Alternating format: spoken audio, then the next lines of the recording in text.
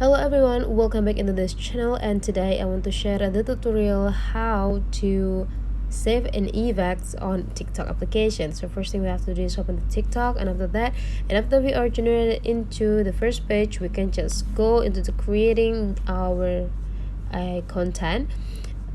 Also, we can also do another way, which is just scrolling down all of the video that you have on your page. Sometimes some of their video probably will have an information about the effects that they use. For example, this video, so he used a Ali Issa 50 effects for this video. If you're curious about what the effects that he used, just need to click it, and the TikTok will be like generate you into the effects.